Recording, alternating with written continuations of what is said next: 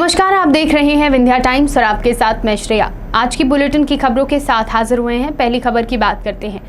Rewa Lokayukta police द्वारा आज एक बड़ी कार्रवाई की गई। यह कार्रवाई सिंगरौली जिले में हुई, जहां बरगवा थाना के पुलिस चौकी गोनरा के प्रधान आरक्षक शिव कुमार पनिका को 5000 की रिश्वत लेते रंगे हाथों पकड़ा गया है। बता दें, शिकायतकर्ता की शिकायत के बाद रीवा लोकायुक्त टीम ने पूरे मामले की छानबीन की और पता चला कि मारपीट के मामले में समझौता कराने के एवज में प्रधान आरक्षक द्वारा रिश्वत की मांग की जा रही थी। प्रधान आरक्षक ने पहले भी 5000 रुपए की रिश्वत ली थी और आज फिर से 5000 की रिश्वत लेते देवसर न्यायालय परिसर के सामने सड़क पर लोकायुक्त टीम ने प्रधान आरक्षक को धर दबोचा। इन दिनों पूरे प्रदेश में बिजली कटौती आमजन की बड़ी समस्या बनी हुई है। कब कैसे बिजली चली जाए कुछ पता नहीं चलता।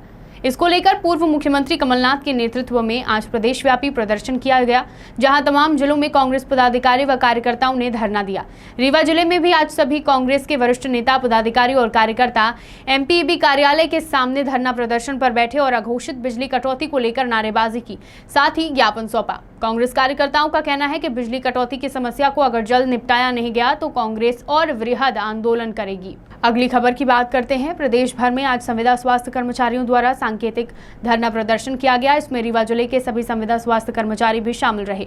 कर्मचारियों ने बताया कि साल 2018 में सरकार द्वारा यह घोषित किया गया था कि तमाम संविदा स्वास्थ्य कर्मचारियों को 90% सरकारी कर्मचारियों का वेतन दिया जाएगा। साथ ही अगर संभव हुआ तो उन्हें नियमित भी किया जाएगा। लेकिन साल 2018 से 2022 आ गया, अभी तक सरकार द्वारा ऐसा कोई भी निर्णय नहीं लिया गया है, जिसके खिलाफ अब संविदा स्वास्थ्य कर्मचारी सड़क पर उतर आए हैं। रीवा में संविदा स्वास्थ्य कर्मचारी ने थाली और ताली बजाकर सांकेतिक धरना प्रदर्शन किया। साथ ही चेतावनी भी दी कि अगर उनकी मांगे पूरी नहीं होती हैं तो 23 तारीख से नियमित काम बंद हड़ताल पर वह चले जाएंगे। बताइए क्या है मांगे आपकी? हमारी मांग ये है कि मध्य प्रदेश सरकार द्वारा एनएचएम के लिए, राष्ट्रीय स्वास्थ्य कर्मचारियों के लिए जो भी संविदा में कार्यरत हैं, तो एक कमेटी बनाई गई सरकार द्वारा। उसमें निर्णय लिया गया कि जो संविदा स्वास्थ्य कर्मचारी हैं उनको 90% सरकारी कर्मचारियों का वेतन दिया जाएगा। साथ ही अगर संभव हुआ सरकार ये पूर्ण प्रयास करेगी कि इनको नियमित किया जाए। किंतु सन 2018 से आज 2022 लग गया, 4 साल होने को आए, सरकार द्वारा अभी तक उसमें कोई कार्यवाही नहीं की गई। इसी बात की मांग को लेके पूरे मध्य प्रदेश के संविदा स्वास्थ्य कर्मचारियों द्वारा, जिसमें रीवा यूनिट भी हमारा शामिल है, निर्णय लिया गया कि अभी सांकेतिक धरना प्रदर्शन हम लोग करेंगे और सरकार को अपनी ओर आकृष्ट करेंगे।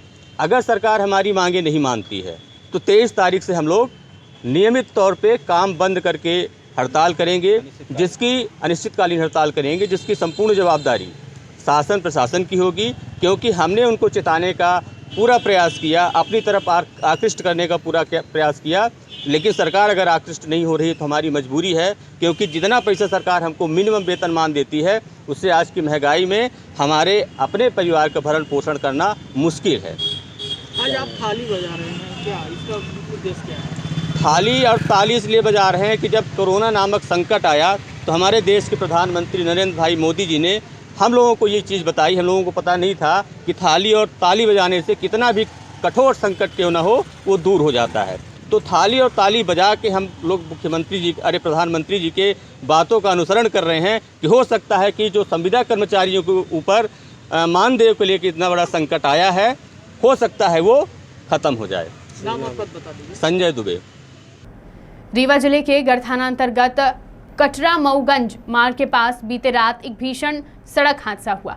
एक युवक की मौके पर ही मौत हो गई। कोडाला नाला के पास तेज रफ्तार स्कॉर्पियो ने स्कूटी सवार 2 युवकों को टक्कर मार दी, जिसमें एक युवक की मौके पर ही मौत हो गई, वहीं एक घायल है। जानकारी के मुताबिक जिस स्कॉर्पियो ने युवक को टक्कर मारी वह नईगढ़ी जनपद में इंजीनियर हरीश शर्मा की है। आरोप लगाए जा रहे हैं कि ग्राम पंचायत जोधपुर में मजदूर की जगह मशीनों से कार्य करने पर जनपद नईगढ़ी के इंजीनियर हरीश शर्मा से कहासुनी हुई थी और अमृत सरोवर तालाब में भ्रष्टाचार उजागर करने पर जानबूझकर इंजीनियर द्वारा स्कॉर्पियो से युवक को रौंदा गया। इस मामले में कितनी सच्चाई है यह जांच के बाद पता चलेगा। लेकिन इस पूरे मामले में अगस्त क्रांति मंच के संयोजक कुंज बिहारी तिवारी ने भी सवाल खड़े किए हैं। कुंज बिहारी तिवारी ने कहा कि इंजीनियर हरीश तिवारी के द्वारा स्कूटी सवार 2 युवकों को अपनी स्कॉर्पियो से रौंद दिया गया, जहां बेहोशी की हालत में पड़े घायलों को बचाने की जगह कुछ लोग अपराधी इंजीनियर हरीश शर्मा को भगाने में लगे हुए थे। कुंज बिहारी तिवारी ने कहा कि क्या पैसे के आगे गरीब की जिंदगी का कोई मोल नहीं है। उन्होंने सवाल खड़ा किया कि क्या उस अपराधी का संरक्षण करने वाले अपराधी नहीं है। जिस तरह राजनिवास कांड में अपराधी को चाय और पानी पिलाने वाले अगर अपराधी हैं, तो इन हत्यारे को बचाने वाला भी अपराधी है। क्या रीवा एसपी युवक की मौत के गुनहगार इंजीनियर हरीश शर्मा को भगाने वाले वाहन उपलब्ध कराने वालों को भी सलाखों के पीछे पहुंचाएंगे? अगस्त क्रांति मंच के संयोजक ने सवाल खड़ा किया कि आखिर क्यों गढ़ पुलिस इंजीनियर को गिरफ्तार नहीं कर रही है। शिक्षा विभाग के संविलियन की मांग को लेकर आजाद अध्यापक संघ रीवा के बैनर तले चल रहा क्रमिक अनशन आमरण अनशन में तब्दील हो गया था। संगठन के पदाधिकारियों ने बताया कि सीईओ से चर्चा कर समस्या का समाधान निकालने की कोशिश की गई, लेकिन कोई सार्थक निर्णय नहीं हो सका था, जिसके चलते आजाद अध्यापक शिक्षक संघ आमरण अनशन शुरू कर चुका था। बता दें, आज अनशन का समर्थन करने रीवा सांसद जनार्दन मिश्रा भी पहुंचे। वहीं विधायक दिव्यराज सिंह, विधायक श्यामलाल द्विवेदी और जिला पंचायत सीईओ ने मांगे पूरी करने का आश्वासन देकर अनशन को खत्म करवाया। साइबर क्राइम से संबंधित आम लोगों को जागरूक करने के लिए शहडोल पुलिस द्वारा आवश्यक दिशा निर्देश जारी करते हुए एडवाइजरी जारी की गई। सचेत करते हुए पुलिस कप्तान अवधेश गोस्वामी ने कहा कि साइबर ठगी से बचने का सबसे उत्तम उपाय है जानकारी होना। ऐसे किसी धोखाधड़ी से बचने के लिए आमजन का साइबर अपराध के प्रति सावधान रहना अति आवश्यक है। साथ ही शहडोल में ऐसे कई लोग हैं जो इस साइबर ठगी का शिकार हुए हैं, जिनके पैसे शहडोल पुलिस ने वापस किए। साइबर जागरूकता सप्ताह के तहत साइबर सेल शहडोल द्वारा वित्तीय धोखाधड़ी से बचने के लिए राज्य साइबर सेल भोपाल द्वारा प्रकाशित क्या करें और क्या ना करें पैम्पलेट का वितरण कर नागरिक व दुकानदारों को इस बारे में जागरूक करने का कैंपेन साइबर सेल शहडोल द्वारा चलाया जा रहा है। शहडोल से पंकज राव की रिपोर्ट। साइबर क्राइम से लोगों को सावधान करने के लिए, ठगी से बचने के लिए और क्या सावधानियां रखना है ऑनलाइन पेमेंट्स, डिजिटल पेमेंट्स और बैंकों के साथ व्यवहार में, इस संबंध में विस्तृत एडवाइजरी जारी की गई है, जिससे कि लोग साइबर ठगी का शिकार होने से बच सकें। आपको जान के खुशी होगी कि साइबर सेल शहडोल के द्वारा अभी विगत कुछ ही दिनों में कई फरियादियों के पैसे जो है वो वापस उनके अकाउंट में कराए गए हैं और लगातार हम OTP फ्रॉड, ATM फ्रॉड और ऑनलाइन फ्रॉड, इसमें जो कार्रवाइयाँ हैं वो हम लगातार कर रहे हैं। लोगों को अवेयर करने के लिए हमने एडवाइजरी जारी की है, जिससे कि इस तरीके के अपराध कम से कम घटित हों। एक बार फिर शहडोल जिले में हाथियों का 2 अलग अलग दल लौट आया है। जयसिंह नगर वन परिक्षेत्र में 7 हाथियों का दल विचरण कर रहा है, तो वहीं बुढ़ार वन परिक्षेत्र में रिहायशी इलाकों में 3 हाथियों का दल विचरण करता नजर आया।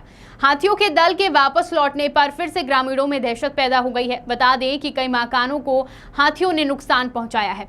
किसी भी नुकसान से बचाने के लिए पुलिस, वन व राजस्व अमला मौके पर मौजूद है। आपको बता दें कि पहले 9 हाथियों के दल ने शहडोल में आतंक मचाया हुआ था, 5 ग्रामीणों को कुचलकर मौत के घाट उतार दिया था और अब एक बार फिर से हाथियों का दल लौट आया है। बुलेटिन की आखिरी खबर की बात करते हैं। चुरहट क्षेत्र विद्युत वितरण केंद्र में इस भीषण गर्मी में बिजली की कटौती सहित विभिन्न मुद्दों को लेकर आज कांग्रेस द्वारा बिजली विभाग का घेराव किया गया। कांग्रेस ने बिजली विभाग के घेराव के साथ ही बिजली विभाग संबंधी समस्याओं को सुधारने के लिए ज्ञापन भी दिया। ज्ञापन में कई महत्वपूर्ण बिंदु रखे। ज्ञापन के माध्यम से कहा गया कि बिजली की समस्या से आमजन काफी परेशान है। आज ब्लॉक कांग्रेस कमेटी चुरहट द्वारा आंदोलन घेराव कर यह मांग की जा रही है कि तत्काल अघोषित बिजली कटौती बंद कर आम जनता को राहत प्रदान करें।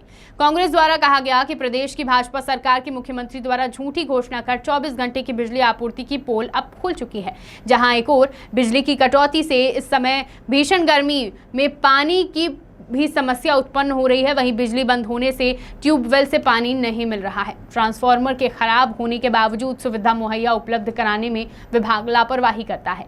जले ट्रांसफार्मर तत्काल बदले जाने चाहिए। सभी समस्याओं को ध्यान में रखते हुए बिजली आपूर्ति तत्काल कराई जाए। विंध्य की तमाम खबरें लेकर कल फिर हाजिर होंगे। बने रहिए विंध्या टाइम्स के साथ। बहुत बहुत धन्यवाद।